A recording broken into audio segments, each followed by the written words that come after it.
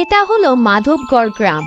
এই গ্রামের মালিক হলেন ভগৎ সিং। তিনি ভীষণ লোভী আর স্বার্থপর মানুষ। গ্রামের গরিব চাষিদের ঠকিয়ে তিনি নিজের পকেট ভরেন। কমেন, জমি আমি দিতে পারি, কিন্তু যা ফসল ফলবে তার 70% আমার আর বাকিটা তোমার হবে। তুমি এতে রাজি থাকলে আমাকে এখন বলো। আর জমিতে যদি ভালো ফলন না হয়, তোমার অংশের ভাগটাও কিন্তু তখন আমারই হয়ে যাবে।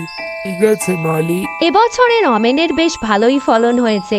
কথা মতো ভগৎ সিংকে 70 ভাগ দেওয়া হয়েছে, আর রমেনের বাকিটুকু পড়ে আছে। আমার ভাগে এত কম হলে আমি সারা বছর খাবো কি? রমেন যখন এই কথা বসে বসে ভাবছিল, তখন তার ছেলে সুরেশ বিদেশ থেকে ফিরে আসে। আরে মালিক যে অর্ধেক ফলনই নিয়ে নিল রে বাবা। কোন সারা বছর আমাদের কিভাবে চলবে বলতো বাবা? তুই তো অনেক লেখাপড়া করেছিস বাবা, একটা উপায় বল না দেখি। বাবা, আমি যখন এখানে এসে গেছি, তোমায় আর কোনো চিন্তা করতে হবে না এসব নিয়ে। সুরেশ তার বাবাকে আশ্বাস দিয়ে পরের দিন গ্রামের জমিদার ভগৎ সিং এর বাড়িতে যায়। এসো সুরেশ, তোমার বাবাকে তো দেখছি না। বাবার শরীরটা খুবই খারাপ, তাই বাবা এখন আসতে পারবে না। আজ থেকে আমি জমির বিষয় আশয়গুলো দেখব। দুদিন পর্যন্ত ওর বাবাকে আমি বোকা বানিয়েছি, এখন ওকেও বোকা বানাতে হবে দেখছি। আচ্ছা ঠিক আছে, তুমি যাই কিছুই চাষ করো না কেন, তার ওপরের অংশ আমার আর নিচের অংশটা তোমাকেই নিতে হবে। ঠিক আছে মালিক?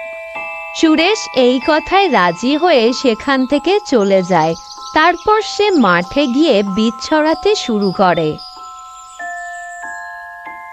মাস পর সুরেশের জমি ফসলে ভরে ওঠে। চারিদিকে শুধু সবুজ আর সবুজ। এরপর জমির মালিক তার ফসলের অংশ বুঝে নেওয়ার জন্য সুরেশের কাছে আসে। আসুন মালিক, আপনার কথা মতো গাছের ওপরের অংশ আপনার। এই দেখুন, আমি এবছর আলু গাছ লাগিয়েছি। আপনার কথা মতো মাটির তলার অংশটা আমি নিয়েছি। আপনি আপনার অংশটা নিয়ে যান। সুরেশের কথা শুনে জমির মালিক ভীষণ রেগে যায়। তারপর মনে মনে ভাবতে থাকে, এই ছেলেটা তো আমাকেই বোকা বানিয়ে দিল। ঠিক আছে, এর পরের বার আমি ওকে দেখে নেব। হাহ। এইসব কথা ভাবতে ভাবতেই জমির মালিক সেখান থেকে চলে যায়। এরপর দুদিন বাদে জমির মালিক তার চাকরকে সুরেশদের বাড়িতে পাঠায়। সুরেশ, তোমাকে মালিক ডেকে পাঠিয়েছে। ঠিক আছে, আপনি যান, আমি কিছুক্ষণের মধ্যে যাচ্ছি। কিছুক্ষণ পর সুরেশ জমির মালিকের বাড়িতে যায়। এসো সুরেশ, কেমন আছো? তুমি কি আর জমি চাষ করবে না? হ্যাঁ, কেন করব না মালিক?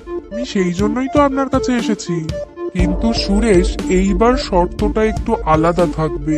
ফসলের নিচের অংশ এবারে আমার থাকবে, আর উপরের অংশ হবে তোমার। বেশ? জমির মালিকের সেই কথাতেই রাজি হয়ে সেখান থেকে চলে যায়। তারপর সে জমিতে চাষ করতে শুরু করে। এরপর 3 মাস কেটে যায়। জমির মালিক তার ভাগের অংশ নিতে সুরেশের কাছে চলে আসে। আসুন মালিক, এবছর আমি এই জমিতে ধান চাষ করেছি।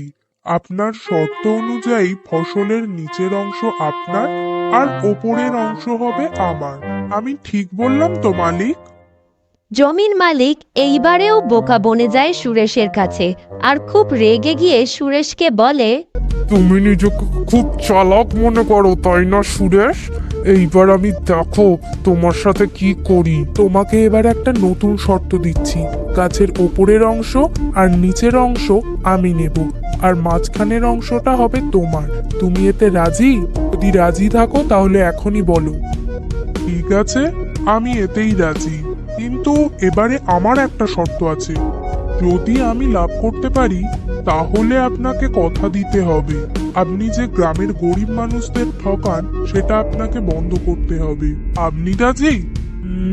ঠিক আছে, আমিও রাজি। এরপর কয়েক মাস বাদে জমির মালিক আবার তার ভাগের অংশ নিতে চলে আসে।